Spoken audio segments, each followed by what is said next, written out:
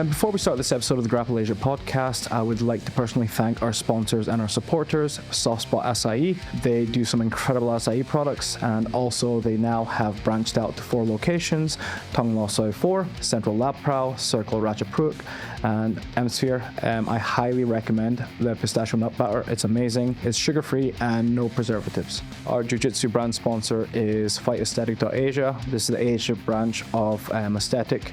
And if you use code Grapple Asia, you'll get 10% off everything except from the Alpha Gi. And we also supply in Thailand under FightAesthetic.th or Fight Aesthetic Thailand. They've been around since 2012, first established in the UK, and they've just gone from strength to strength, and I highly recommend all their products. And we have just launched BKKBJJ.com. It's an online store where we supply a lot of high quality jiu-jitsu brands, and if you use Grapple Asia 10, you'll get 10% off your first order. It's bkkbjj.com. Thank you. A shout out to our sponsor, Creontes.com, the memetic lifestyle band in grappling and performance sports. They create stylish jiu-jitsu apparel with a twist of humor, and they've built quite a cult following and community as well. If you use the discount code Grapple Asia, you'll get 10% off all orders, and give them a follow as well on Chief Creonte. And again, the website name is Creontes.com. So this will probably be Grapple Asia episode 42, depending on if anybody just jumps the queue and wants to release the podcast quicker. But I had Mr. Henley on, I think the podcast was released about 10 months ago, but I think it's been roughly just under a year maybe. Yeah, I believe so. I think I got one of those Google, hey, you did this a year ago. You're like, oh yeah, yes I did. I actually had some preconceived notions about you just watching The Ultimate Fighter initially, just thinking, oh, he's quite quiet, he's pretty chill, okay. And then I just thought maybe I might have to get you out your shell a little bit, having a conversation. Before I knew it, you just ran with it, and I was just like, oh cool, I can just sit back and just not talk. I'm good. This is great. Yeah. So I was very happy about that, and I really enjoyed our conversation. So just off the cuff, I just thought would do a part 2. So no, I loved it. I loved it because I really liked the reaction that I got to a lot of the things that we did. The pulling guard thing was hilarious, and even just the way that people responded to it, and other people that listened to it that brought it up to me later were like, oh, we really appreciated listening to you and your opinions on these things. I was like, oh, okay, awesome. So yeah, and I do tend to ramble, so I need to get roped in on occasion because I tend to take a topic and so I was just going to ask, it's been a year since our podcast. What's new with you? Not a whole lot would be new. Well, that's a lie. So there's a couple of things that have recently happened. I don't know if everybody on the podcast would know or not, but Evolve will be opening a gym in Bangkok. Yes. Soon. Hemisphere. In Hemisphere, and I had been going through the interview process for the last couple of months and was verbally offered a position. That's amazing. Yeah, so that was super. Congratulations. Yeah, thank you. That was super exciting, and that was one of the things that I think we kind of talked about last time. You know, I'd coming to Bangkok from what I was doing at Tiger and Phuket.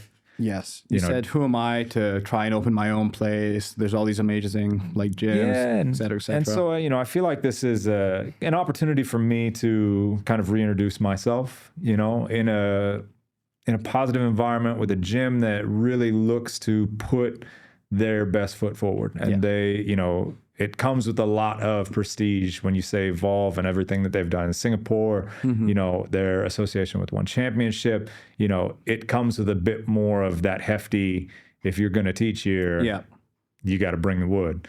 And so for me, it's a nice opportunity where I don't feel like I'm stepping on anybody's toes. I feel like it's something that kind of happened organically, and actually shout out to George, a friend of mine who I had actually worked with at Tiger. He's a blue belt, wonderful guy.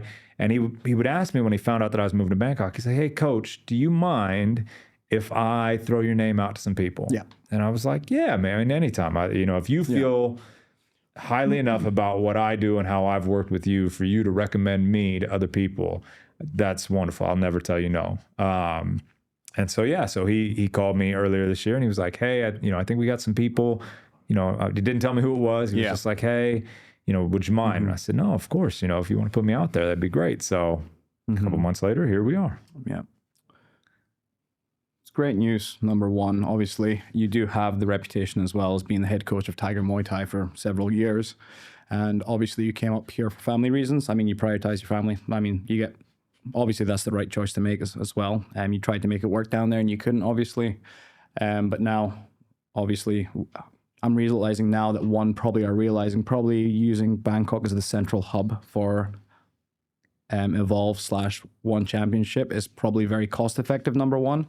And obviously combat sports is like just growing here, obviously with the national teams, the sports federation putting funding into scholarships for students. And obviously Phuket is just grown exponentially as well. So obviously it was only natural that they were going to try and make an MMA gym work in Bangkok. Now it has been done several times and it hasn't worked, obviously.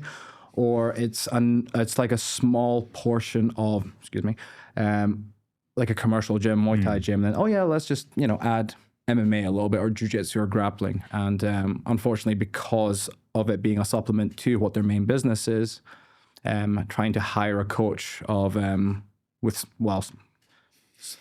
such a resume is, cost versus, it's just not going to make sense, is it? Well, and I think the struggle with that is it depends, because especially when you look at MMA specifically, you don't always get fighters that are, how to say this, technically adept at everything. Yeah. And so you have a fighter, okay, good. But is that fighter very good at any one particular thing, or are they just good at winning? There's the difference between a technical fighter and somebody that knows how to win. I feel like we find that a lot in MMA today, where there's guys that I would never look at that person and be like, that's how I want you to fight. But you look at that same person and you say, I need you to find that person's attitude towards fighting, because that person wants to finish a fight at all costs. Now, technically, who knows how they're going to do it? They don't know. Yuri, I'm just saying, no idea how he's going to win a fight. And yet he beats people that you look on paper and you say you technically aren't anywhere on that skill set. Oh, we're talking about the current, is he a double champ now? Topuria, are we discussing? No. Yuri, the light heavyweight. Oh, excuse me. Yeah. Excuse me. Yeah. Much different skill sets in those two fighters. Yeah. One is legitimate and amazing. The other one is, let's sit under a waterfall with a ponytail. I know he doesn't have that anymore, and I don't mean to be disrespectful, but he's one of those guys where his, one of the things that people would say all the time was, he doesn't know how to put his hands up. Yeah, and his fighting style weird, is very unique. Yeah, in a nice way to put it. I thought the fight with Khalil, I thought he was toast. I didn't think there was going to be, outside of something crazy happening, and then crazy things happen. Yep. And you go, it's one of those things where the mentality that he has, he hasn't lost until the bell rings.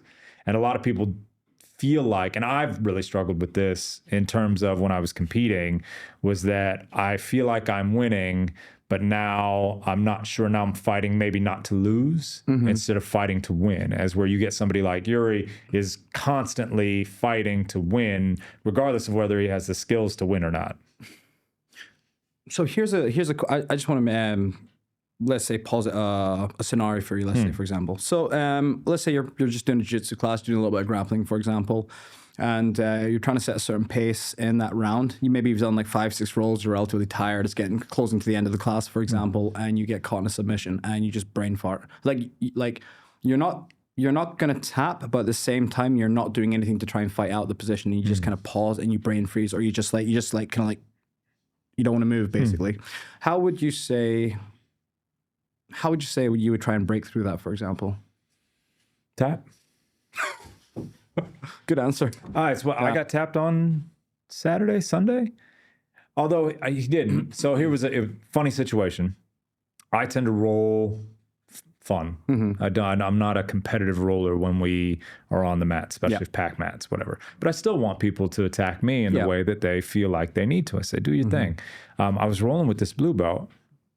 Good, skilled guy, grabbed an ankle lock. And I was like, all right, I'll be able to get out of this. He's very tall and was able to get a lot more leverage than most people does. And I was like, you could see on my face was like fuck, I don't want to tap. I don't want to tap. I don't want to tap. And he looked at my face and he went, and then he kind of let go. Yeah. And I escaped. And after we were talking, and he was like, I was like, dude, you had it. And he was like, I thought you tapped. And I was like, I had to go back and think. I'm like, I mean, I was thinking about it, Lord knows. And I'm like, and I told him, I was like, dude, let's say you got it. Yeah. Because you had it. I'm like, it's okay. You know, it doesn't hurt my ego to say that I got tapped by a blue belt. I'm like, dude, you had I loved how you had the position. You had the ankle in the right position. Everything that you were doing was right. I think you were scared of hurting me. Yeah.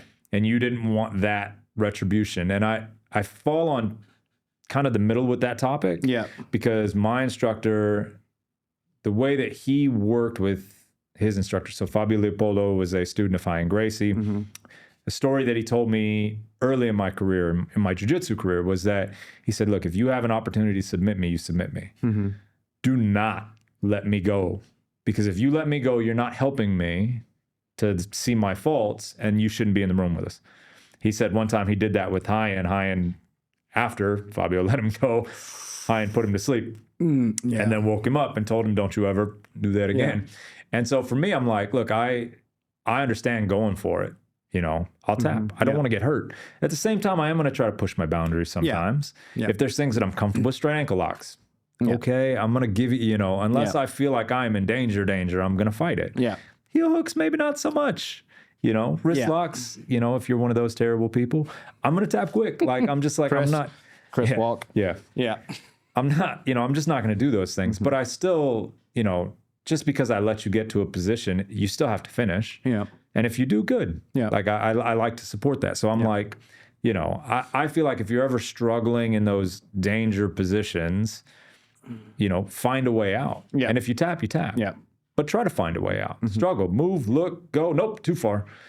You know, when it comes to, and I say this, there's different ways. If you're being choked, find a way out. Because what's the worst? You're going to go to sleep. No big deal. You'll wake up. Yeah. Okay, you know. Mm-hmm. Now, if it's a joint lock, I'm like, remember, we all got to go to work in the morning. Exactly, yeah. You know, I used to say that early because I'm like, I'm not fighting out of arm bars. I'm like, yeah, dude, I really want to get the, you know, if we do positional stuff and you're, you know, and I tell people, like, I play a lot of catch and release games. Yeah. I'll catch you, and I'm going to look at the position. Do I have the position so tight that you can't do anything? Yeah. Yes. Okay, well, now I'm going to let you start to wiggle your way out because I want to see what's the next movement for me. Where are you going to go so that the next time that I'm in this position and I don't catch it perfectly, I know the next movement pattern. And I can say, okay, now I can react to that movement pattern because I've done it in a controlled, slow manner. And now I can do it in a little bit faster manner. Yeah. And that helps me set up my brain. As where some people are so caught up with the, I need the submission. Yeah. That then you're like, well, cool, but you don't always catch it. And what do you do next? Mm-hmm. And that's you know, when we teach, I was just talking to somebody the other day. I was talking to my kids. There's movements, there's techniques. You don't always teach the movement. Mm-hmm. You don't always teach the movement the way that you teach the technique, but you need the movements. Yeah. You know, we do kind of expect you to pick up the movements as you go, or, you know, like the way that I like to do my warm-up is jiu-jitsu movements, bridges, hip escapes one way, hip escapes another way, you know, certain hip switches, little things like that. Yeah. Because I want you to then implement that while you're rolling. And I'm not going to necessarily talk about that specifically when we're focused in the technique, because you're going to hear armbar, clamp the knees, thumb to the ceiling. Okay. You know, you're not hearing, you know, make sure that your weight's leaned in and doing these different things. It's an interesting discussion that as well, because I understand with athletes, they need to train a certain way. But at the same time, I listen to discussions with like guys like Craig Jones, John Danaher, Gordon Ryan. Like at the end of seminars, they have like Q&A sections. And I think there was one recently where I think Gordon did one, which was, I really actually was thankful he said it, because obviously he was one of the best and he's retired now. He's opened up Kingsway. Yeah. And he was discussing how whenever he's trying to work stuff, like for example, like leg locks, there's no reason for me to take the leg lock to the point where it's going to explode, the knee's going to explode or the ankle's going to pop, right? Yep. He said you take it to the point of breaking, and that's it. If the other guy chooses not to tap, I mean, okay, fair enough. I've got no reason to hurt the guy, number one. And there's another clip that Craig Jones said where he was talking about like an extension of an armbar, for example. There's no reason why I should be popping anybody's elbow. If anything, I should be trying to work on controlling the person's movement, because if they can keep moving, they can't tap. If they keep moving, that means They've still got a little bit. Exactly. And if you actually see, for example, in some of there's a quintet match with J-Rod, and he got out an armbar, like he just didn't stop moving, basically. Yeah. And the guy looked really surprised by this whole situation. And I've tried to instill this when I'm teaching and doing specific sparring, because I think it is quite important to do so. And I just said, there's no reason why you should be extending the arm to a certain point where the guy's going to get injured. There's no point trying to don't break your toys, like you said, right? Exactly. And just say, what's more important is stopping their movement. So try and control rather than, pop the elbow, basically. Yeah. But then on the other end of the spectrum, obviously, rules dictate behavior. So kids' competitions, obviously, safety comes first. Rear naked choke, the arm is out. You can't put it behind the neck because of spine manipulation. Arm bars, as soon as the hands are separate, the ref's going to stop it, for example. But at the same time, when the rule set changes relative to the age bracket, they don't know how to they don't understand the breaking mechanics. Because like breaking the elbow on your nuts is painful. It's so funny to talk to people about that. Like, that specifically, where like just the breaking mechanics of how to do things. Yes. It's where you stop focusing on getting the submission and focus on how you're doing the submission. And when you're young in jiu-jitsu, and especially white and blue belts, don't always understand that, because they still think it's a win or lose game. Mm-hmm. It's not a win or lose game. You just keep playing the game. I'm like, there's no point like in finishing a submission and then getting back to this position. There was one time, I love this, I always tell people this. Was rolling at a place, and I was rolling with a guy, very good straight ankle lock. And so he'd sit guard, and as soon as you stepped in, he'd jump in and wrench on the end. Okay, good. I was like, all right. So I start looking for other things, bam, he jumped in on it again. I'm like, man, he's really good at this. Yeah. By the third time, I was like, is that all you're going to do today? Yeah. Like, we're not competing. Like, you won. Like, is there anything else? Yeah. So then I just leave it out there, and he'd grab it, and I tapped again. He'd step out. I'd put the other one out there. He'd grab it. I'd tap. And he'd look, why aren't you going to go? I was like, well, are you? Look, man, I'm not trying to high fly over you. I'm not trying to do anything crazy. If all you're going to do is straight ankle lock me, then this is what we're going to do. Yeah. I'm like, because this is now, like, I get the understand, but I'm not doing this for a competitive reason. I came to have a little fun with this. Yeah. So I don't care about your submission. I get, if you don't want to roll with me because of that, I understand. Yeah. I'm not offended. If you need a more competitive role, hey, I'm sure there's somebody that will do that for you, but that's not what I'm looking for right now. Again, when it comes to rolling, obviously, it's two people with specific goals in mind, obviously. Sometimes you just want to come in, you don't want to think, and you just want to flow, basically, right? And then sometimes you have, like, you're thinking specifically, I have a hole in my game, I want to improve it, or I want to sharpen something up, for example. I don't tend to like things that are speed-based. Obviously, I mean, it's like what Gordon said about, like, speed-based passing and then pressure-based passing. Yeah. And obviously, there's submission-based passing as well. But with outside passing, you have to be fast and you have to be athletic. At a certain point, to a degree, your physical attributes are going to go down relative to your age. Yeah. This is the reality. And I'm really glad that I've always used a pressure-based passing. I don't like running around people because I'm scared. I don't want to trip. I don't want to like get. I'm not a big fan of it, and I don't like running. I hate running. But But then I've got a few students that are a lot younger, like mid-20s, early 20s. They're in university and they're doing very, very athletic movements. And I just say, look, later on, if you just keep doing this game, it's going to hamper you because eventually things are going to slow down or physically. Yeah.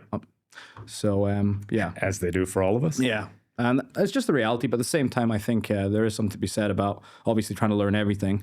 And, but again, another thing, which is quite interesting, like you said with the ankle lock as well, if they keep trying to do the same thing over and over again, I get it.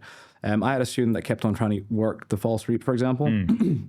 And recently, he just came back from holiday, and then it was a few days after he'd been back. He trained a little bit, etc. And I saw him wearing an ankle support, and I was just like, "What happened to you?" "Oh yeah, someone stimulated me." I was like, "Damn, okay." And I remember she was working on the false reap, and obviously the foot has to go across the hip line to pummel an off balance, and go into inside heel hook position, and. one of the reasons why I don't like toe holds and one of the reasons why I don't like estima locks is they're speed-based submissions. You have to rip them on fast. Yeah. And well, when it comes to like heel hooks, for example, you can sort of control the tempo. Yeah. You can just try and put the foot into extreme flexion, so it locks up the ankle joint locks and the kinetic energy goes up to the knee joint, for example. So I prefer that, and I understand there is a need to learn toe holds and stuff like that as well, obviously. But I remember, like, back in the day at certain gyms I trained at, like, the coach would, like, break a couple of ankles. I'm like, was that necessary? I know, like, you need to do the technique like that, but, like, you just lost another student because of that. Well, and especially from a business standpoint, you're like, are you trying to build, like, a monster team of monsters? Because that's going to be really hard to keep your doors open. You have to be able to keep people on the mats, and you're going to get a couple of monsters. Cool, wonderful. You nurture them in the way that they need to be nurtured, and you nurture your students in a way that they need to be nurtured. You need to be able to play both sides of the fence if you want to have a successful business. It's really hard for coaches because not every coach has been exposed to those types of coaching or doesn't believe in it. Yeah. And that's okay. If they don't believe in it, knock yourself out. Hey, do it. But that's where I do talk to students and I say, look, you have to be comfortable where you're training. If their level is at a level that you're like, dude, I don't want to be here. Not everybody does this sport for the same reasons. Yeah. I'm not trying to really compete anymore. I could try to go masters, and Fabio, my instructor, just won his 7th or 8th world title. He's a monster in the masters division, just a monster, right? Started going down to AOJ. He's got 2 boys, the Leopoldo brothers. They're monsters. They're out there just kicking everybody's ass. It's beautiful to see. Hell, my son actually will be probably coming back to your gym. Oh, wow.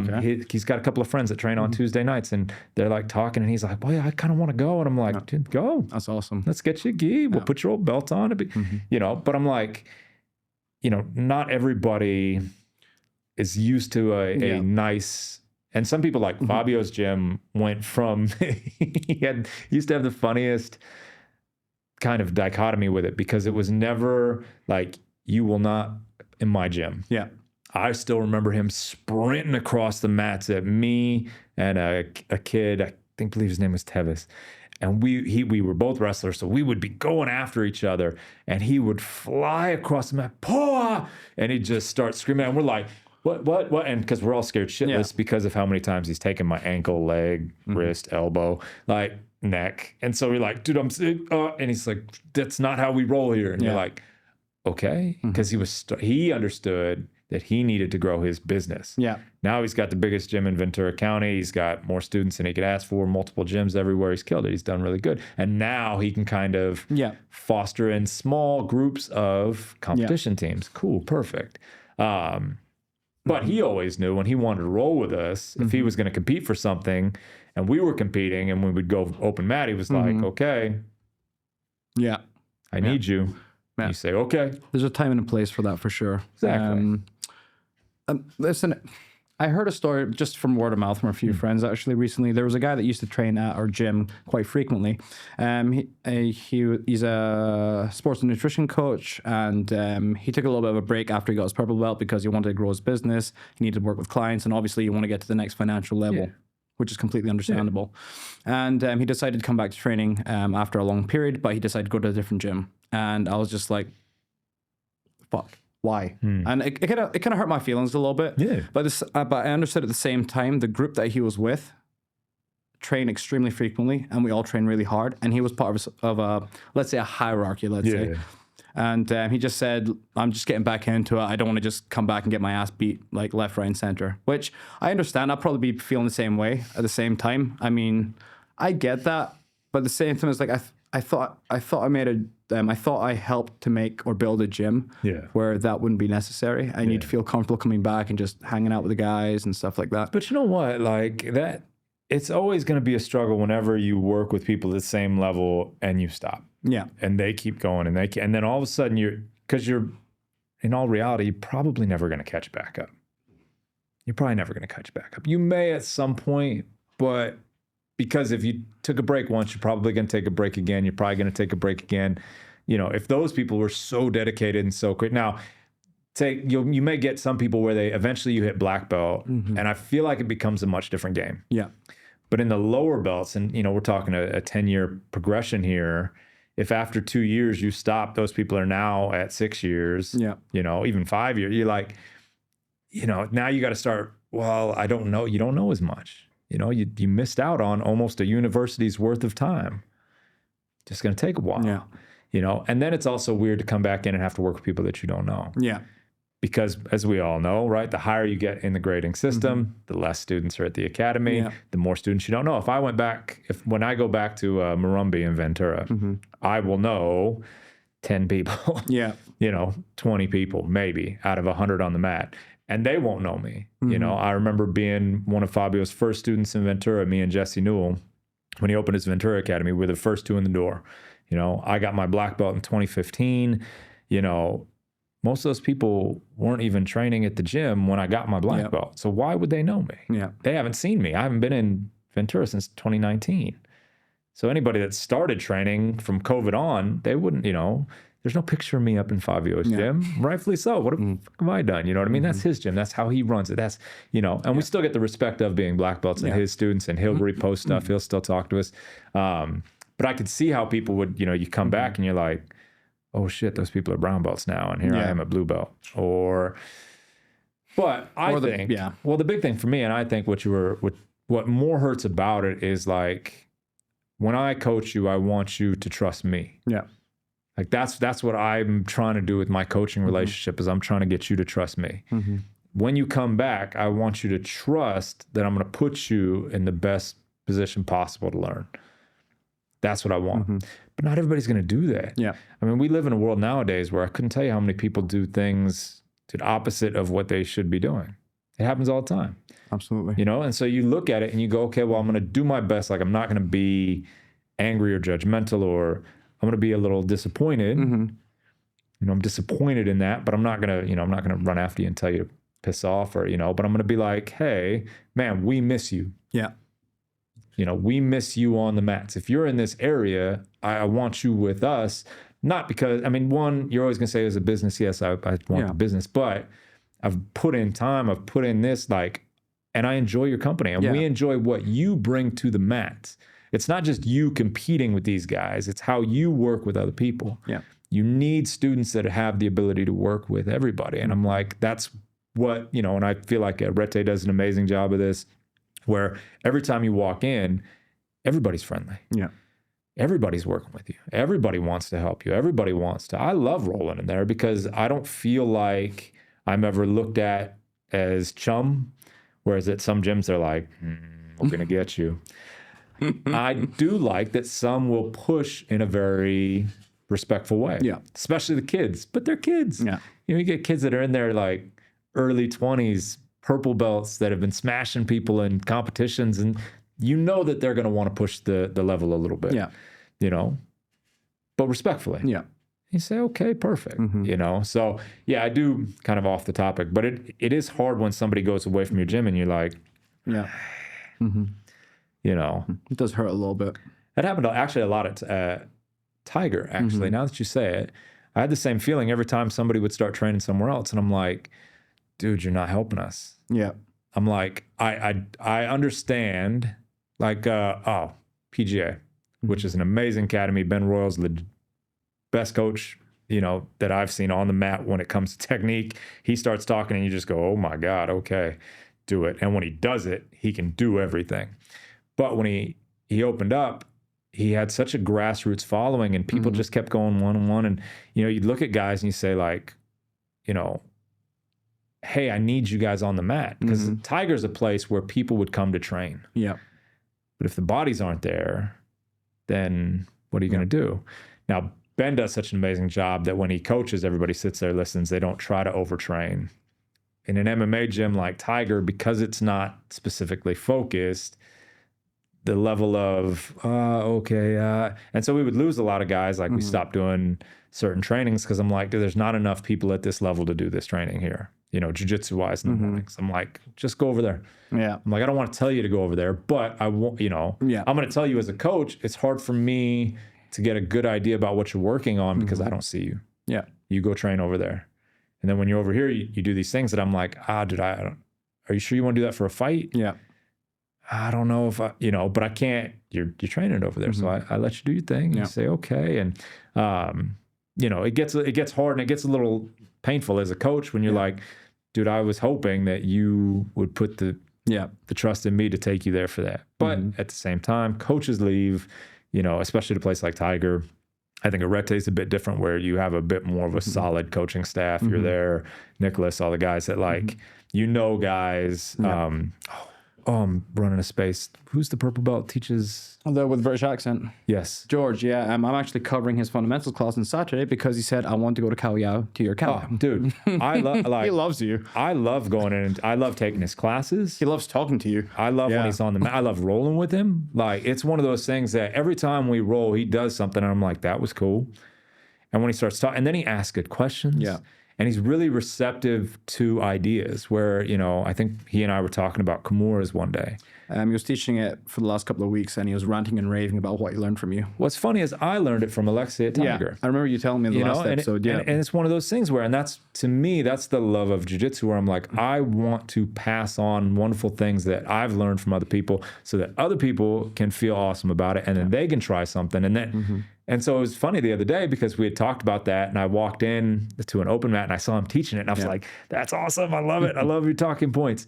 And then when we were rolling, I was like, I have a way to beat that too. Yeah. And he was like, what? And I was like, I have a really fun way to get rid of the Kimura trap. And I'm like, and it's a pain in the ass and people hate it. And he was like, okay, let's go. Yeah. And so we sat down and we talked and, we're doing all these little and he's like, dude, that's stupidly simple and really cool. And so it's fun when you get to do those things with those kinds of students and you're like, it just makes, from a coaching perspective, because one of the things that I always want to make sure that I don't want to overstep as a guest. Yes.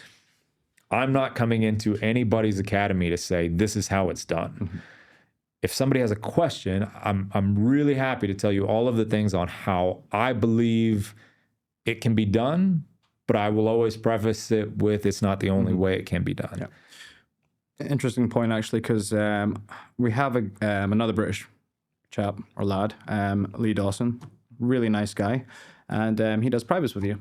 And he said, look, there's no one huge at the gym, and I'm a big guy. So he actually asked me, is it okay if I go go do privates with the gym? I says, you don't have to ask me, number one, first of all, and priority number one is yourself, so don't ask me, completely fine. And your reputation definitely precedes you. And even George, yeah, he messaged me the other day saying, "Oh, do you mind if you cover the Saturday fundamentals for me, please?" And I was like, "Yeah, why? Oh, I want to go to Khao Yao to the camp." And I was like, "Oh, that's awesome. That's amazing." Because Chris has been, Boo's been, they all just rant about you. So I'm just like, why not go? Go, absolutely amazing. Oh, well, I appreciate that because he's one of those guys that's really fun for me. Every time I go, I want to roll with him. Like I know when I go, if he's there, I'm going to get a roll because I want to enjoy that relationship and that bond that we started creating and the communication that we can have and things. And I feel like I won't necessarily tell people, I'll never watch a roll. And we've all seen those guys where they watch somebody roll and they're like, let me tell you how to do that better. Yeah. You're like, no. I'm like, but if you ask me about something that happened when we were rolling, yes, I'm happy to tell you about it. And I'm like, cool. There's been a few times just when I over the years where I've tried to do that, trying to be helpful. Certain people are super receptive and then they just keep coming back to you. And then there's been a few times where people have looked at me with that blank stare like, why the fuck are you talking to me? And it's just I hate to say it, but it hurt my feeling a little bit. So I'm just like, okay, unless I get asked or unless I know the person a little bit better, I'm not gonna put any input inside. No, and I preface it sometimes because you can tell some people I'm like, I'll ask. The way that I would approach it is if I see somebody constantly doing something and it's failing, and I say, okay, I'm like, oh God, I can't believe I'm 108 kilo right now. That hurts my feelings. But I'm like, so a lot of times you're going to try things that's not going to work because I hate to tell you this, but strength and size can matter. It does. I know the old rhetoric was like, oh, we do this for the little guy. I'm like, yes, the little guy has a much better chance now. But if the little guy and the big guy have the exact same skills, probably going to be the big guy. Exactly. You're like, it's going to be difficult. And I'm like, I tell people now, I've trained for over 20 years. You've been doing this for 6 years. That's cute. I'm like, I hate to tell you this. Now I'm also 50 kilos heavier than you, 30 kilos heavier than you. I see what you're trying to do before you do it. You're going to have to get there faster. And if you can put 6 steps in a row before I get to 3, you might beat me. And I'll be like, man, that was great. You did a good job. But most of the time I'm going to be like, yeah, I saw that. And so like when I see these situations, I tend to ask somebody, I say, hey, I noticed that you were doing something like this. Would you mind if I kind of suggested something for you to try? Not something to do, not something that's good, but just something for you to try while you're going. It doesn't mean like if you don't want to, if you have an idea and you've been really focusing on this, don't worry about it. It's not gonna hurt my feelings.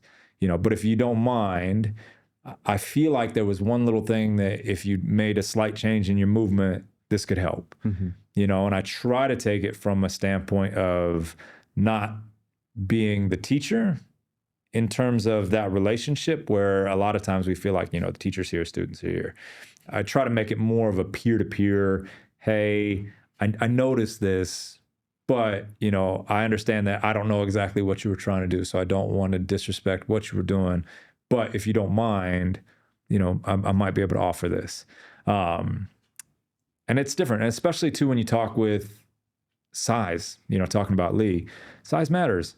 When you're 108 kilo, and you see somebody doing something and you look at it and you're like, I can't do that. Yeah.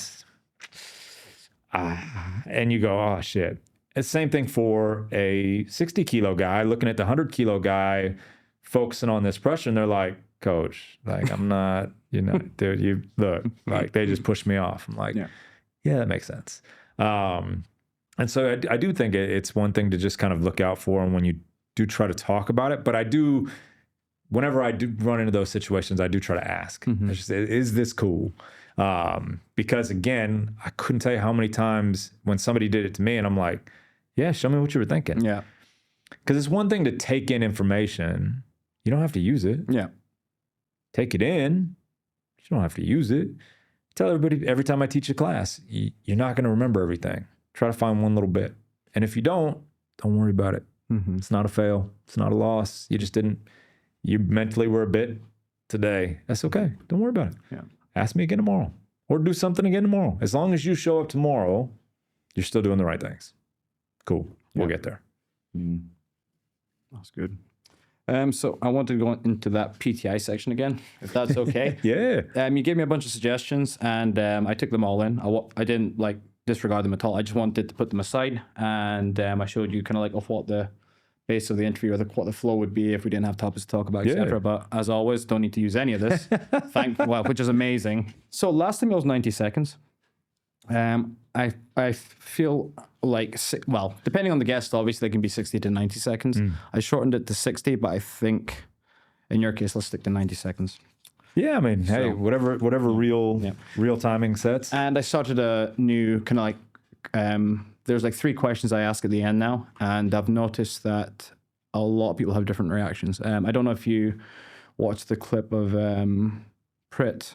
He'd been traveling around a little bit, and I asked him at the end, who would you like to thank? And he just, out of nowhere, just started crying. And I was like, what the fuck?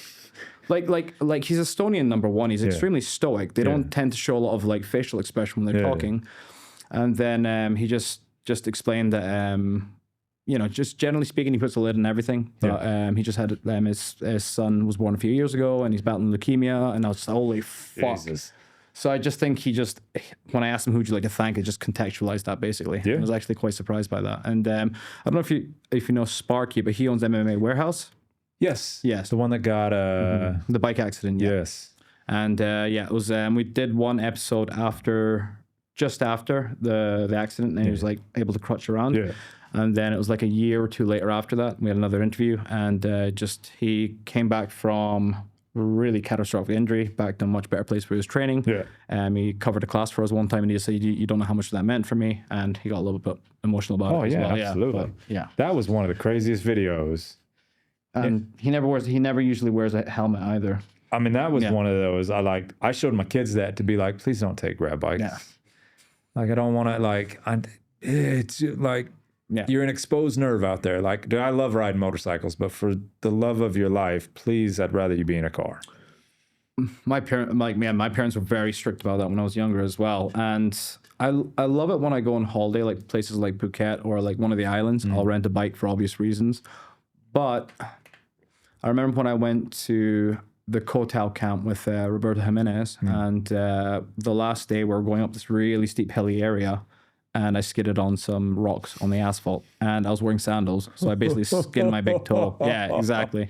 And I just thought, okay, yeah, this makes more sense. And then obviously when you go to like islands, you see everyone covered in like this orange spray because they scrape themselves on the road and stuff like that. And everybody's running around looking like it's Halloween and everybody's a mummy and you're, Yeah. I used to say, I used to own 3 motorcycles. I had a cruiser, an 1100 V-Star. I had a 600 CBR 600 little sport bike, and I had this massive, beautiful custom chopper. And I used to say, look, like when I ride my bikes, there are 3 things that I have to have: my shoes, my gloves, and my helmet. Yeah. I'm like, you might see me riding around butt naked, but I will be wearing those 3 things. And it's crazy how when you move to Thailand or one of these countries where all of a sudden it turns into like, why are you doing that? I'm sitting here with no gloves, and I get it's hot, and I get it's, but like it now scares me because I'll never forget when I was younger, a guy that I used to play golf with showed up to the course one day. He's got this thing on his hand, and I'm like, "What happened?" And he's like, "Well, I was riding my ATV, and it was just a normal accident." And he was like, "But when I fell like that." He said, "My palm peeled back," and I almost threw up in my mouth. And I'm like, even thinking about your palm peeling back, I'm like, it's crazy. Yeah. You like to think about all the things that your hands do in a day, you know, whether it's touch your phone, touch your face, touch your lady, hug your kids, wipe yourself. Yeah. I'm like, why did we not wear gloves? Like, and yet, you know, do. So, obviously, he has some great answers last time, and I didn't show you the questions, so I did the same in this scenario here. So, my first question is thoughts on CJI 2. Let's go. I'm gonna be honest, I didn't watch it, and I hate that when it comes down to my thoughts on it. I mean, this is the buildup is not about jiu-jitsu. Yeah, it's about whatever Craig's doing with Gabby. Those are the only things that I really saw leading up to the event. I'm happy that they have money that they're providing to athletes. I think that's wonderful. I feel like you're still marketing to a very specific crowd. Yeah. What did you think about the aftermath with the judges' decision and all that kind of stuff afterwards? Do you think that was just a way to make people talk about it more? Or do you think it was actually like New Wave or B Team got screwed, or New Wave got screwed? Judging is always difficult. Yeah. There's always going to be shit goes. There was just one in the UFC the other day where the referee stopped it, thought he stopped it on time, stopped at 3 seconds on the clock, and let it keep going. Oh, okay. Yeah. Fuck, man. Accidents happen when you're judging or when you're refereeing. You're going to make mistakes. You're going to miss things. You have to make the call as best you can and understand that there's going to be a level of human error, and hopefully you're on the right side of it. Yeah. Good answer. Okay. Second question. So UFC BJJ just suddenly came out. Well, I don't know how sudden it was, but what do you think about it, and like with exclusivity contracts and stuff like that? UFC's doing BJJ? Fuck, I'm having the same type of response to these things. It's terrible, but like, what? Yeah. Why? Okay. Why? You have a phenomenal product. Yeah. You guys are killing it. You got, what the, and especially with the exclusivity contract. I'm like, that's murdering people. That's not helping. You know, jiu-jitsu's never been a organizational go. It's not, we don't have a top 10 and these guys are fighting to be the champion. And now you're trying to do that. Cool, but no, don't do that. They tried doing like a Ultimate Fighter kind of like a little series as well. Yeah, where they used, was it Mikey and then, I mean, I don't mean to say this, but some other dude. Yeah. And then it's already hard enough for people to know jiu-jitsu players' names. Yeah. Let alone anybody new to the game. You're like, so if you're not going to watch the best of the best do it, why do you want to watch somebody else that's trying to be, I mean, that sounds terrible, but like, were they all black belts? Was it just I believe so. any, I mean, but that, you know, especially when you go no-gi, I'm like, I don't know. Not that you have to be, let's be honest. Nicky Rod with his purple belt, black belt killer, you doing your thing? Okay. Like, I think he's a black belt now, right? He's got to be a black belt at this place. Brown belt, maybe? I don't know. He got kicked out of B team. Oh, that's another discussion to have, actually. Yeah, so let's go on to the next one. What did you think about him getting kicked out of B team? To be honest, before we run it, can you tell me a little bit more? He had a bit of an unhealthy relationship with porn, I think, from what I understand, and he was using AI to superimpose porn star bodies or porn star positions with female members' faces on. That's what I heard. So, and then basically they just said zero tolerance out, basically. Yeah. And some of the female members started feeling really uncomfortable about the whole situation. Yeah. What the was he thinking? Like, and this is the weird, this is always going to get hard, right? Because unless somebody shows you this is exactly what was happening, we've all kind of got to go, well, if they said this, you know, and he's not saying too much about no, you know, it's like, dude, you can't, that's horrific, bro. What, like, that's what your imagination's for. It's, like, don't get me wrong. Hey, we've all been 15 and needed to rub one out and looked at a video and was like, but it can get to an unhealthy degree. Yeah, to like create your own video with people that you. I'm like, nope. That's that's moving on to almost predatory. Yeah, like that's what I thought as well. Yeah, because that's, I mean, like, okay, you made it for you, but what if it leaks? Now that person has something out that's not them. That, you know, I think that's where we all fear AI gets to, where you're like, dude, you can't tell what's you and what's not. Exactly. I'm like, that's frightening. So to do that and put people in that position, even in your own private collection, is that's creepy. Yeah. That's almost like child pornography, like, you know, in the way that that's probably what they're doing as well. And like, that's probably not the best. Talking about PDFs is not a good subject as well. No, it's horrific. Yeah. So the whole thing about it is, no, I think they did exactly the right thing. You go, nope, sorry, boom, you have out. to. There's not even a choice there. There's not even like a, oh, maybe. You're like, dude, you're gone. Like, yep, I would agree with that one. So how is Tex still? How is Tex still going to jiu-jitsu schools? Tex Johnson. Huh? Tex Johnson. Oh, yeah. He went crazy on a flight, right? Like recently. That's the only reason I remembered his name. And I was like, he was screaming at somebody and I'm like, fuck me.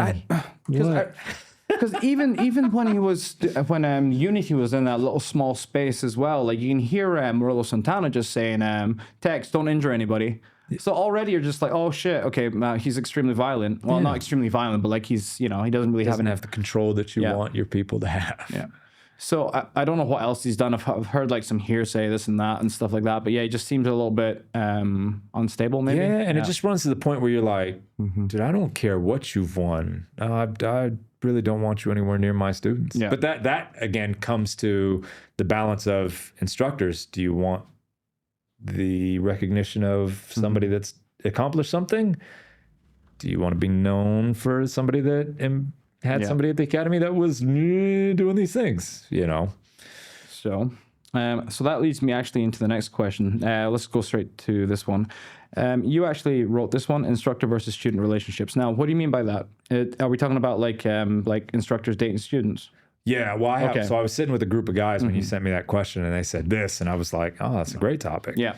And it's one of those things that like you just can't do it. No, like absolutely not. I've never had anybody say it in a way that made sense. You know, what, you want to be the lucky one that it works out? No. Statistically speaking, no. Yeah, one, but it's just like the hierarchy of instructor teacher is you just don't do it. You know, same thing with professors and students in universities. Yeah. You know what I mean? Like, no. Like, I'm not like, no. Now, if they go train somewhere else, okay. Yeah.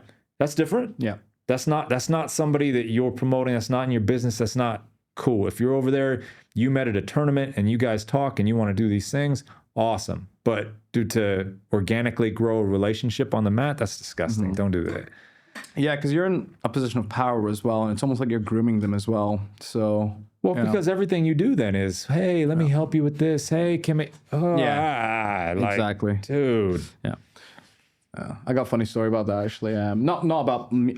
I've never dated a student, but I've been in a situation where I went to Bali on holiday because I wanted to surf. And I remember I was having some food outside of Bali MMA because I was just training there. Yeah. And some girl next to me just saw that I had my gi bag with me, and she just started asking questions. We didn't have any other interaction after that. She would be in the classes, or I would join some, like, I did a morning yoga class because I was bored. I had nothing better to do.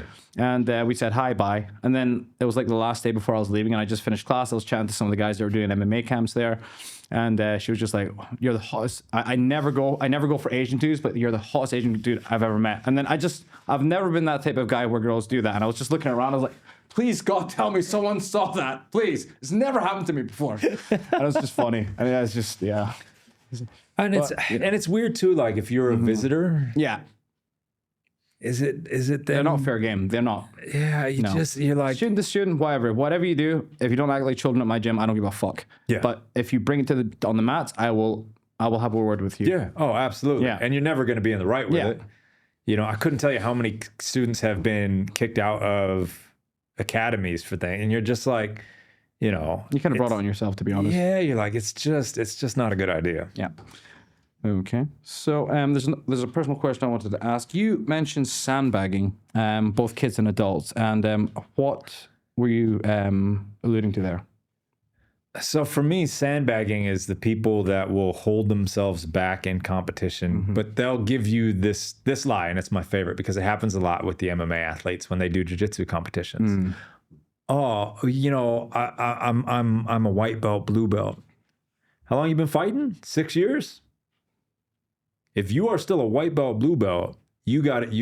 You're terrible. Like you should probably just leave. Like, why are you still fighting?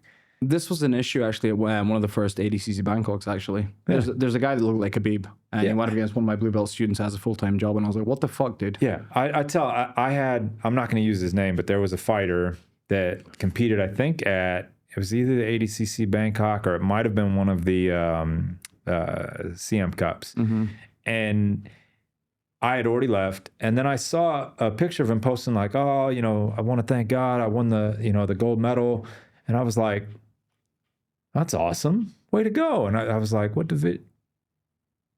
You're in the beginner division." Exactly. I'm like, "You've been training with me for at least 2 years." Did you say anything to him?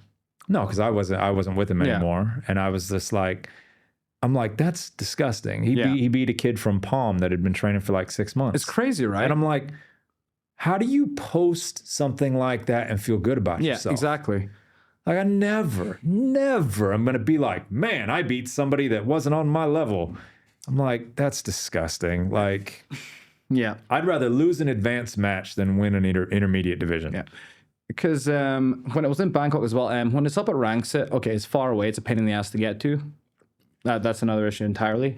But it is a good facility, number one, and they can broadcast stuff really well. Yeah. So this guy came all the way from Turkey, and he was in the beginners division. And I saw him grip fighting. And you know when someone grip fights and you can immediately tell that they're getting ready to throw somebody. Yeah, or at least because beginners, you can usually tell they don't know what they're doing with their hands, right? Especially stand up in jiu-jitsu, right? Christ. Goodness sake. And I just saw it and I was just like, this is absolute bullshit. Like, what's going on here? And he went up against the guy in the finals from Vietnam, and this kid had a B team Mexican ground fighting jiu-jitsu rash guard, and he managed to ankle lock the guy. But then after he lost and after he tapped to the ankle lock, he just started rubbing his crotch like, oh no, he kicked me in the nuts. And I'm just like, dude, that's even that is 20 times bloody worse that you did that. Oh, that's disgusting. You know? And I think he moved to Bangkok and he was looking around for jobs and stuff like that. And then now he's going to be moving to Malaysia. And I know I work. I'm friends with a lot of people, obviously, over the years. You know, just being a gym owner. You know, and one of the new gym owners just messaged him saying, "Oh yeah, this guy said he wanted to come train at the gym," and I just said, "No, nope, absolutely not." And another time, another guest asked me, "Look, I've got a friend, and he's looking for a job. So could you ask anybody that's looking for like a temporary instructor while he's getting something paperwork or visa sorted out?" And I said, "Yeah, no problem, absolutely." So I referenced him over to my friend's gym, and then he just ghosted him. And then out of nowhere, you just start messaging me saying, "Oh yeah, can I come and possibly do a seminar? Absolutely Or not. my instructor's coming all the way from X place and all this kind of stuff." I was like, "Look, number one, once you do that to one of my friends that I've got a good relationship with, Thailand losing face, all that kind of stuff. But like, look, you did that. What are you gonna do to me? Yeah, Absolutely not. You've shown yourself not to be professional. So why would I ever like consider you again?" it gets really hard to explain it to people. Say like you can't, if you lose face, you're screwed. Yeah. Like you will. It's like saying this, bro. You could say 20 good things, but 2 bad things, and bro, it's going to be really hard to get back from those things. Exactly. And especially in this nowadays where different political things, where somebody, oh, he's such a good dude. Those were taken out of context, and you're like, can you tell me the context in which what they said was right? Yeah. Because I can't quite see it. I can't see any time that you would say this. I'm like, because don't get me wrong, but like I expect people to be on this side of the fence for the most part. Yeah. Like, but when you go over here, right or wrong, if we look at it like this, like here's good, Yeah. here's bad.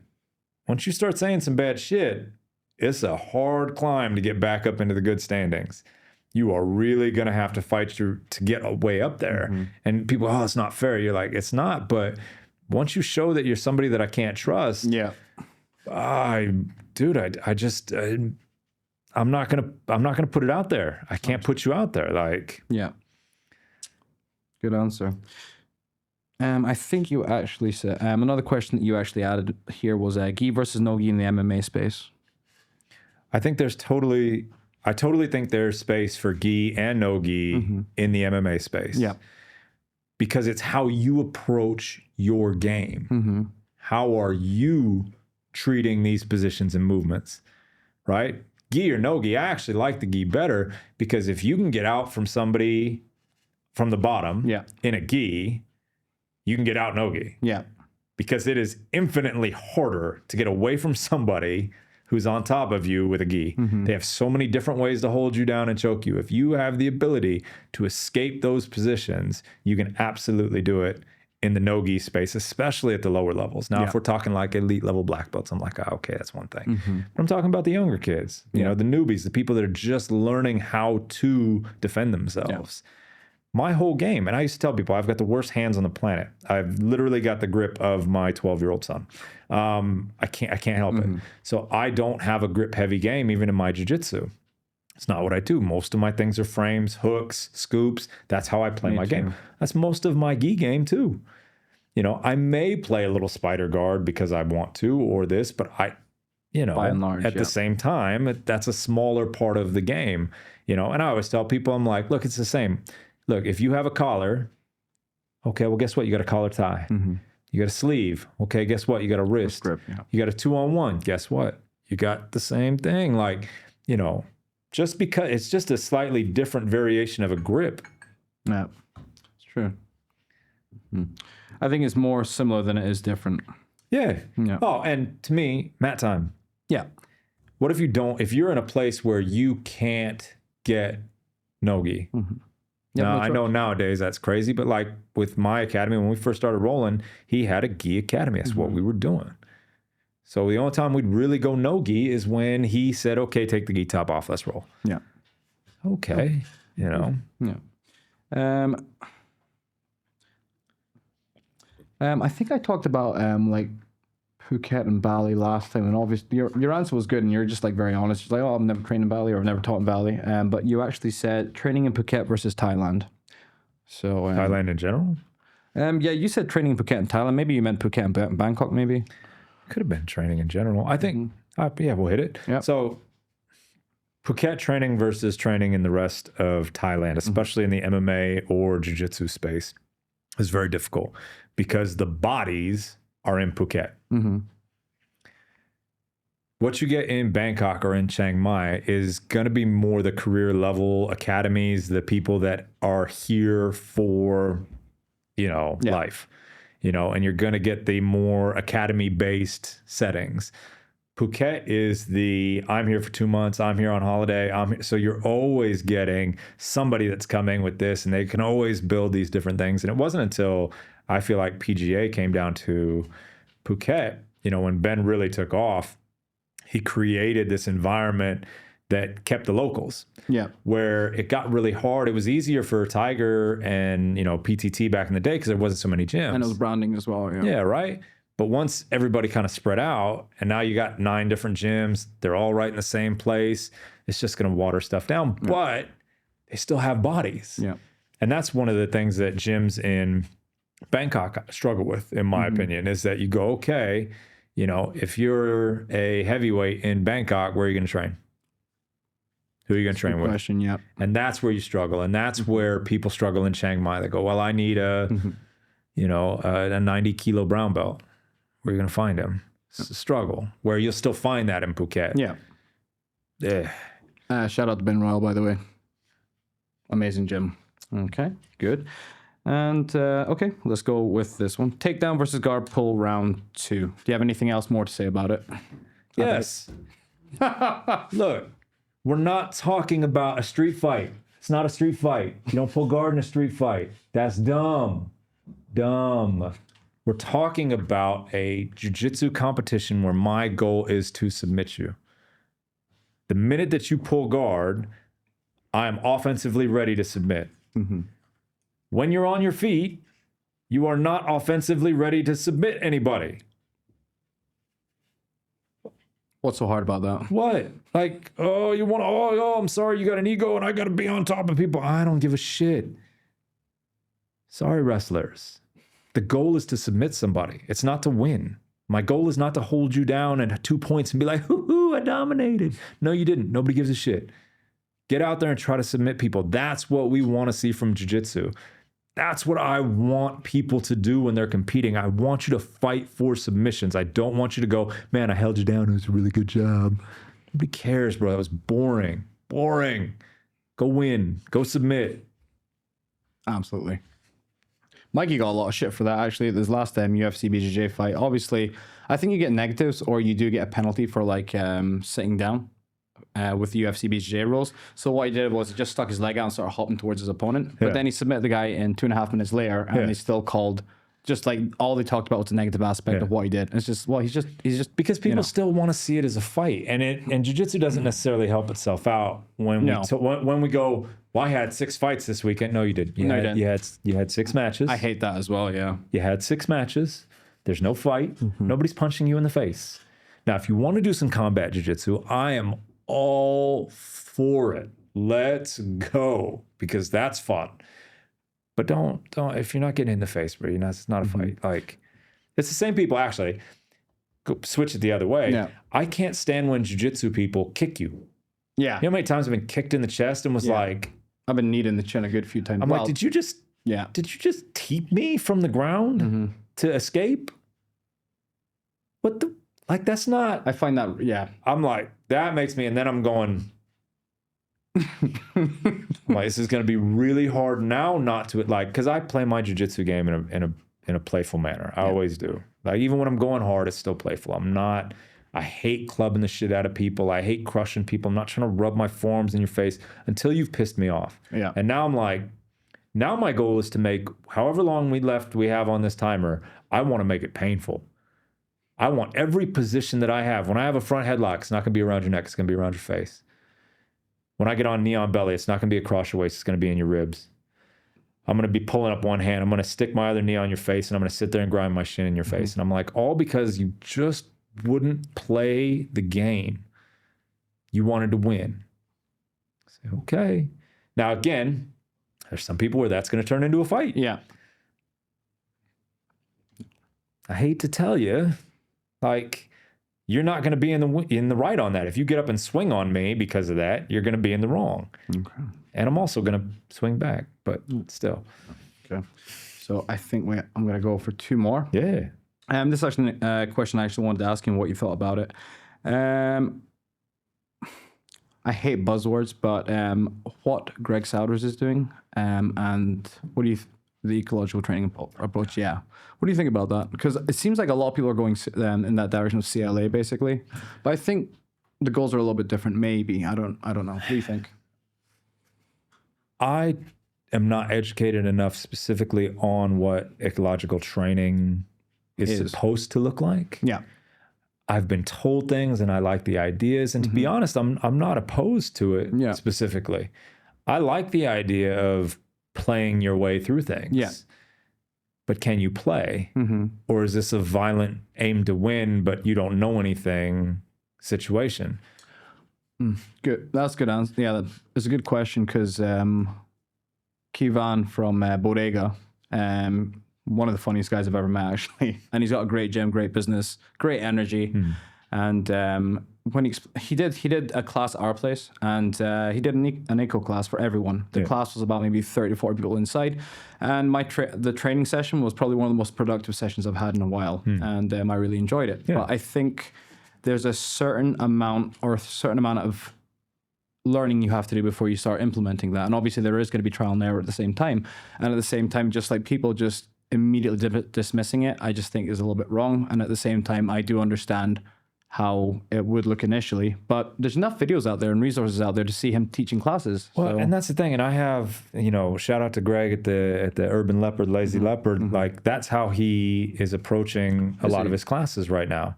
And I rolled with a couple of his younger athletes, these teenage kids, and holy shit, they were going for things. Because in that space, they're not afraid. There's no points. There's no, you're just trying things. If it doesn't work, big deal. And that's the way that we all should approach jiu-jitsu anyways. We should actively look to go for something. Yeah. I'm not going to say a name, but I had a role this past year, and it's funny how much it stuck with me that I sat there for 8 minutes with somebody and they didn't do anything. 8 minutes. 8 minutes. And all they did was block any movement that I tried to make. And they were very strong and they're very competitive and they win a lot. But I was like, I'm using 70% like, okay, nope, okay, nope, okay, good. And just backing up. And I'm like, what are you learning from this situation? Like, do you want me to go 100%? Yeah. Because if you want me to go 100%, I'm going to open my guard, I'm going to get up, and now we're going to fight. Yeah. I'm like, if that's what you really want, but that's a competition, you want to compete against me, that's dumb. I'm like, if you'd want to say you're okay, good. You're my level. Hey, congratulations. I want students to try things and not be worried about getting hurt and not be worried about failing. Yeah. That, to me, that was actually one of the hardest things that stuck with me through my career. And it's part of why I don't think I had as much success as I feel like I could have. It's because I was afraid to lose. It wasn't so much that I wanted to win. Of course I want to win. I love winning. Winning's fun. Everybody likes to be on that side. But I was more scared of this side of the fence than I was excited to be on this side of the fence. And so for me, winning looked like this, losing looked like this. So the drop looked so scary and the wins were only going to get me so far. And that hindered my performance in fights. Now we say that. I mean, I still feel like I had a solid career. I had 12 wins, 4 losses, 1 draw, 10 finishes, 8 submissions. It was a good career. 3 fights with broken hands, like, okay. And out of those 3 fights, still finished 2 of them with submissions. But I was so scared to lose that because I was a grappler, I didn't strike as much as I should have. Even though I like my hands, I feel very comfortable with my striking. I enjoy it. But I was scared to let somebody get that one shot that lost the fight for me. And so then I would be hesitant to do the things that I needed to do. I love an environment where you're not worried about it. I love letting people figure that out. But again, like you said, you have to have some kind of base. You've got to have some kind of idea. I can't go, okay, well, get out from underneath this person. You ever seen that clip of that the coach? Like, I know it's a joke video, but there's a kid on bottom position getting punched. He's like, get out of there, get out of there, get out of there. And then he's just like, could you stop punching me? I can't get out of here. Why are you just telling me to get out of there? It's the favorite thing but you see it all the time. In MMA, it's hey, recover your closed guard. I'm like, why? Does he have a good closed guard? Because guess what?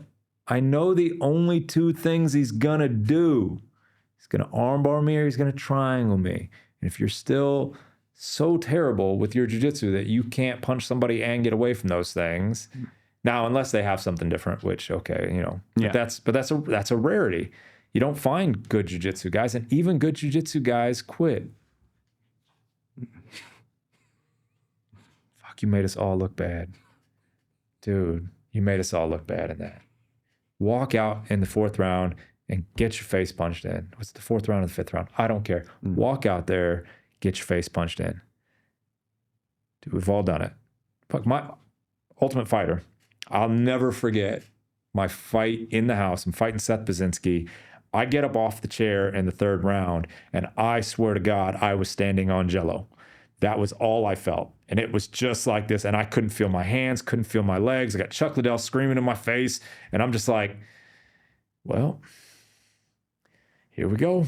And if I got taken down, I got elbowed in the face for 5 minutes. That sucked. It was terrible.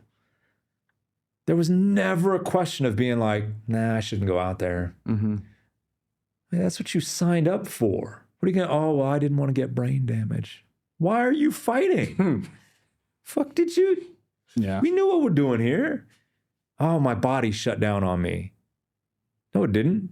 Your brain did. Your brain quit on you. Your body was fine.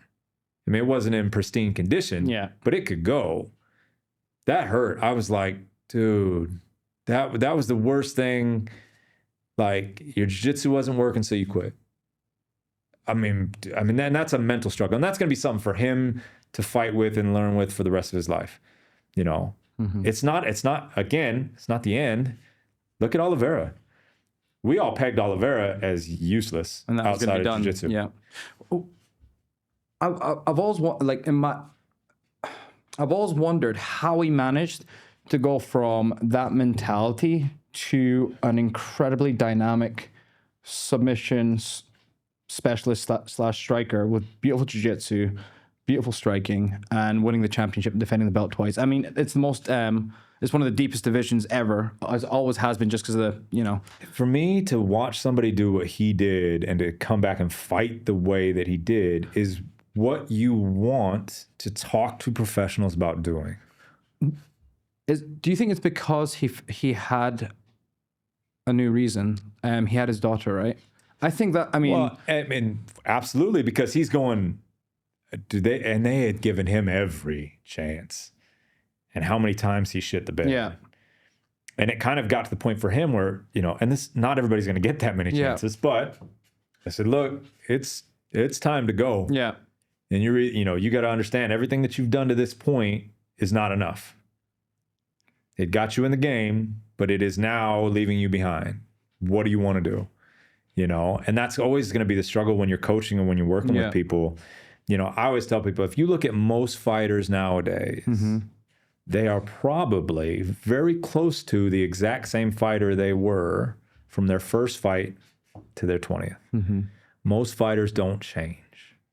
Most fighters don't really get better. Yeah. You just win or you lose. Especially nowadays, you see guys, they don't even go pro until they're ready. And then they don't really change much. Say, why? Well, look at their approach to their training. How much effort do they put to increase specific skills? It's almost like every training session is an ecological training session where they don't actually have a goal and they're just fighting to win. Yeah. Okay, good. But I need you to get better at something very specifically. You know, I've had a couple of fighters where you look at them and you're like, dude, you don't do the things in training that we do when we practice. Yeah. So of course you're not going to be able to do it in a fight. Yeah. Sorry.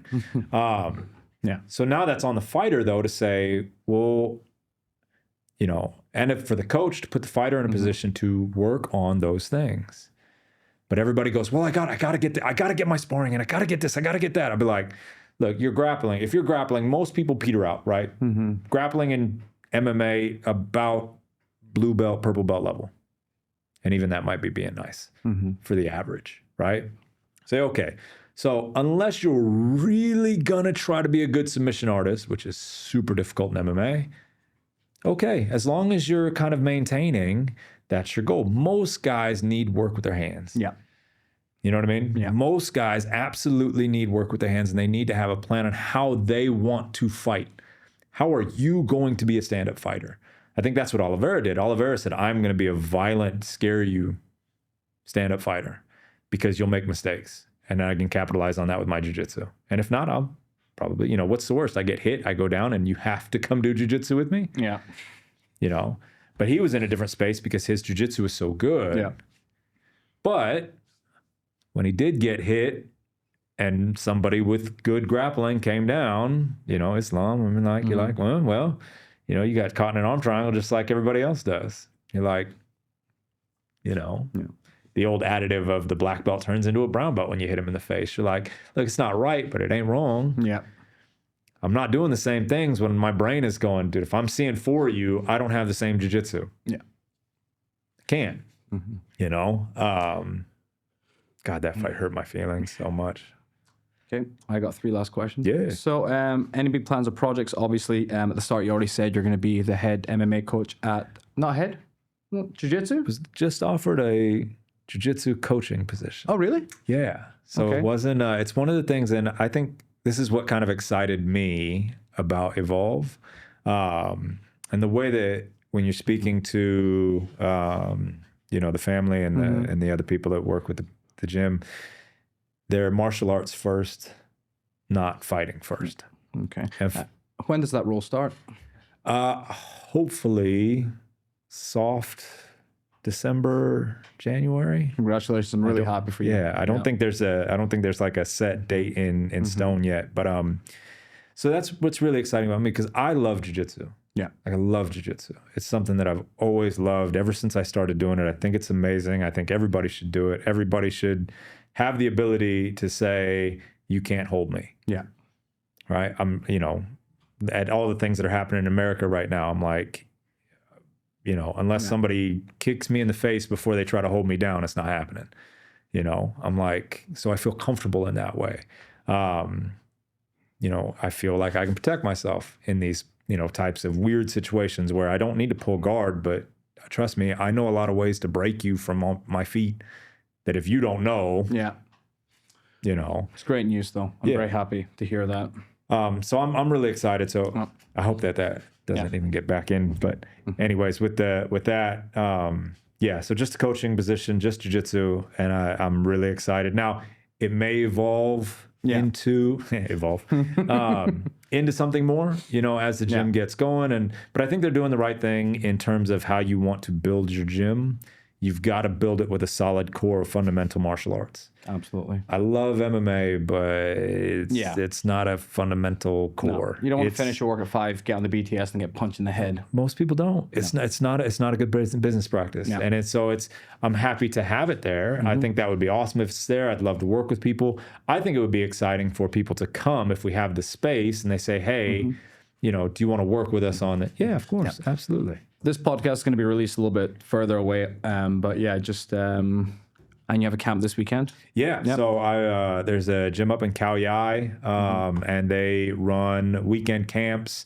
I do want to go actually. They're really fun. They've got a nice little like hotel type apartment set up. Yeah. The mat space is cool. You know, you go in, you have breakfast. A lot of guys sit around the fire at night, have a couple of beers, chat shit. But it's really fun and inviting in that way. Yeah. Like this is my 3rd time. This will be, I think, my 1st time running it solo, 1st or 2nd. But what I really enjoy is the energy that the students bring to the camp. Is that when they come, they know it's not always like the most structured, hey, you got to be here at this time, we're doing this. And then as soon as the time's over, I'm leaving. Like everybody knows, like, we're going to get in, we're going to warm up, we're going to have a good time. I want you to enjoy. I want you to ask me questions. I don't care if it goes off track. Yeah. It's okay. I'll stay a little longer. Awesome. You're not going anywhere. I'm not going anywhere. Okay, let's do that. And so, yeah, anytime anybody can get up for those, we really have an enjoyable time with that. Okay. Good answer. I'll try and plug that in one of the reels if I can. Nice. Because they make 4 professional reels for me, but I've been starting to try cut some, do a little bit of advertising, stuff like that. I'm trying to learn. What do you use, Filmology? No, something called Descript. It's an AI. So you just put the entire podcast on, upload it, and it then cuts it. Basically, yeah, they transcribe everything. But then if it's not English still, I don't think, I mean, it gets updated quite consistently. Yeah. But you just press go to Overlord, which is, I can't believe they call it that, to be honest, because like it's going to be Skynet, I swear. You're like, But yeah. But I'm not really, I can't really splice things in and out. But yeah, so I'll do a little like a good conversation, maybe a little bit of like good sound in the background, something, you know, ambient, for example. But yeah.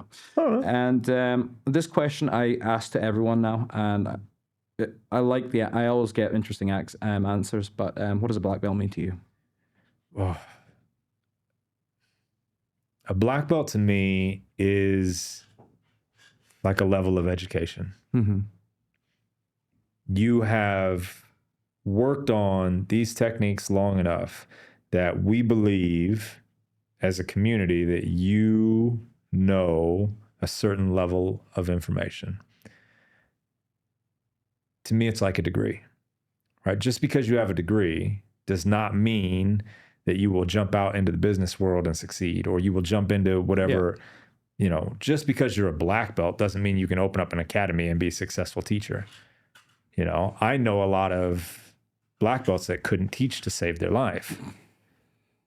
You know? Yeah. Okay. But to me, like, and that's where when, you know, we talk about respect for a black belt, you know, if you have a black belt and you're on the mat, to me, you have garnered a certain amount of respect through mat time. You have done this long enough for me to say, hey, I believe that you have done enough for me to look at you. I'll almost always refer to black belts as professor. It's weird not to for me. Mm-hmm. It's gotten a little different in Thailand, but like I still, my brain goes, and you know, at that point, you know, you still ask questions. I'll always ask black belt questions. Yeah. You know, I want to know, but to me, that's what it looks like. It's hard. My sons were asking me this question the other day. They're like, well, what makes a black belt, or what makes a blue belt? What makes and I'm like, what's subjective? Yeah. Very. There is no overwhelming, you have to know these things and you will, I'm like, it's too much information overload. Jiu-Jitsu is Wikipedia right now. It's infinite. Yeah. Everything that you have learned, you may go back to that page 2 months later and it's different. Doesn't mean it's right, but it's different. And now you can either go to choose to do that thing that you've now reread it. And you say, oh, I don't like that. Okay, good. Go back to your other one. But that one's still out there. You know, for me, I always say that was the Kimura. Yeah. I said, look, like I learned it this way. That was in my page. Somebody showed me something different. I went, oh shit, that's cool. Okay, I'll take that in. Now, I've had people show me stuff that I was like, okay, I appreciate it. Yeah. Thank you for taking the time out. And then it was like immediate, the computer in my brain is like, to the trash bin, recycle now, save the space. Like, but I think a black belt is just a certain level of understanding that you may be able to talk about some things like this. I don't expect black belts to be the competitive jet. If you're a club black belt and you're fighting a competitive purple belt, I don't necessarily expect the black belt to win. Do I expect them to hopefully keep themselves safe for the most part? Yep. Yeah. But you're probably going to get caught because things are going to go a little faster. Because if you're a club black belt, you're probably a little bit on the older side. You probably got a family. You're doing this. You're doing that. You're not that guy that's fighting for it like the young purple belts want it. And I'm like, I don't want that same thing anymore. But I'm happy to learn. If you do something cool, I'm going to ask you. And so for me, it's the same level of respect. It's a key. I used to talk about my degrees as keys. I have an undergraduate degree. I've got a master's degree. Those keys get me into specific rooms and levels that without those keys, I wouldn't have got. I've had jobs that I got offered $20,000 more because I had the key. Yeah. If I didn't have the key, I couldn't have even applied for the job. I wasn't even qualified for the job. But because I had the key, I got in and got the job. Okay, so a black belt's really the same. It's a key. It's something that will... Yeah. I mean, think about the way that we treat black belts when they come in the mat. Yeah. Normally, they never charge a black belt to train. right? I was Absolutely. never like, okay, it's a key. Yeah. Now, if they get in and they're like, dude, you are not somebody I want on the mat. Yeah. Then I'm going to tell you that I don't want you here on the mat. Like, hey, that's not how we do things here. And if you don't like that, well, that sucks. But I wasn't charging you anyways. Yeah. I'm like, if you'd like to come here, now I might charge you. Be like, but probably not, because I probably just don't want you here. Absolutely. My last question is, who would you like to thank? Oh, I mean, I feel like every time you go to thank people, it's always going to be the family, right? My partner, Bree, you know, if it wasn't for her, I wouldn't be doing any of the things that I'm doing currently in Bangkok I think right you now. definitely made the right choice coming as well. Yeah. Oh, and it was... I'm very happy. And it was one of those things that, you know, she tried for a while to commute, and she was like, I don't like this. And I said, you know what? Let's go. It's okay. Yeah. Like, you know, and so being in that space, but, you know, having the ability to be here without a job, you know, well, it's a blessing. Different. Well. Yeah. You know what I mean? And so it was you know, it was an opportunity to do something a little different, but, you know, thank God that, you know, thankfully she had the ability to do that with what she does. And so, you know, but also my kids keep me sharp every day. You know, my kids ask questions and I look and I'm like, where did you come up with that? When certain things happen, my kids are the ones to bring me into the loop. Like, hey, did you know this happened? I'm like, no. Yeah. What? And now I got to go do some research because something came up to you that actually I think is important, but I didn't even know happened. Yeah. And now, you know, so you know, my kids are always up there. You know, my mom always, I love my mom. My mom's the greatest. Biggest shout outs right now, at the top of my mind are George, my man, George, because if it wasn't for George, I would not have the opportunity to be, with Evolve and doing the things that we're going to be doing. And so, you know, just that connection right there was massive. I couldn't ask for anything more. You're the man. As soon as you get back, we're having a beer. And also Greg, up at the Lazy Leopard or the Urban Leopard. There's 2 locations in Chiang Mai. I've known Greg since 2019. And Greg lives and breathes jiu-jitsu. He's never lived and breathed anything other than jiu-jitsu since he's been here. Yeah. I know you get some people that you say, okay, they're good, but they train here or there. This is somebody that is on the mat and keeps track of his mat hours, not for anybody else, but for him, because he wants to make sure that he's getting his time in, you know, and that's the way that he, you know, really works to get himself to the next level. So if you have kids up in Chiang Mai, you're looking for a great environment, you want to they have a competitive team, check them out. You know, Lazy Leopard, Urban Leopard, definitely where to be. This is the second podcast. Always enjoy the conversations. I don't even need this, to be honest, which is amazing. I just enjoy the conversations because some people it can be a little bit difficult, and obviously you're never going to vibe with like everyone as well, right? Yeah. And I'm very thankful. No, and I really appreciate you having me on. I mean, this is the one thing that I have to say is always enjoyable. When I told my kids I was going to be on it, they were like, "Oh, again!" I was like, "Yeah, like, oh, that's cool." But, so this time around, let's get another one in 3 to 6 months. Yeah, definitely. Thank you very much, sir. Definitely. Thank you. Thank you.